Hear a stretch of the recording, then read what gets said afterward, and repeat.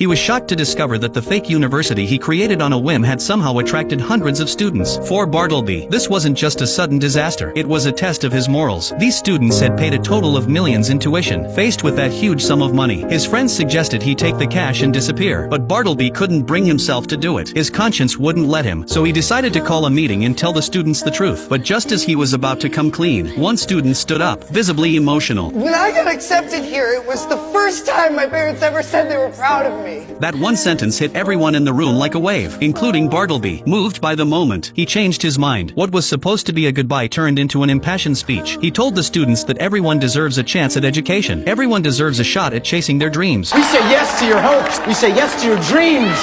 Welcome to South Armand Institute of Technology! But how did things spiral to this point? It all started a few days earlier, when Bartleby received the list of college admissions and his name wasn't on any of them. Rejected by every school. He panicked. He didn't want to disappoint his parents, so he came up with a wild idea. If no college would accept him, why not make one up? He printed a fake acceptance letter, tweaked a school logo, gave the fake college a name, and wrote a short description to make it look real. But a letter alone wasn't convincing enough to sell the lie. He asked a tech-savvy friend to help him create a fake college website. That way, when his dad handed him the acceptance letter and said, "Congratulations, you've been accepted," he could act just as surprised. Congratulations, you've been accepted! His mom teared up with joy and gave him a heartfelt hug, but even in that touching moment, his dad looked skeptical. With Bartleby's grades, this seemed unlikely. Thinking fast, Bartleby pulled up the fake website. That bought him a little more time. The next day, his dad handed him a check for his first semester's tuition, and before leaving, he shared one more surprise. On the first day of school, the whole family would be driving him to campus together. That's when Bartleby realized the trap he'd set for himself. There was no school, but soon, his family would find out the truth. Desperate, he gathered his friends to figure out a plan. They needed a place that could pass as a college at least for one day. After some searching, they found an old, abandoned hospital. It was run down, dusty, and falling apart, but Bartleby saw potential. They all did, so they got to work. They tore down the fences, cleaned every room, and fixed whatever they could. After days of non-stop effort, the South Armand Institute of Technology finally looked like a real school. But they weren't done yet. They needed a president. Bartleby's dad was serious about education. He'd definitely want to meet the head of the school. That's when Bartleby's friend Glenn had an idea. His uncle used to be a respected professor at nearby Harmon College but was fired for being a little too unconventional. Now he worked in a clothing store, just scraping by. Bartleby asked him to play the role of president. Surprisingly, he said yes without hesitation. They also brought in volunteers to act as students. Once everything was in place, Bartleby and his parents arrived at the fake campus. The renovated space and clean facilities impressed even his strict father. For a moment, it looked like Bartleby had pulled it off, but the moment they stepped inside, his dad started noticing strange things. It felt like a hospital. To ease his doubts, Bartleby rushed to introduce his parents to the president. Luckily, the man still had real experience in education and gave such a convincing talk that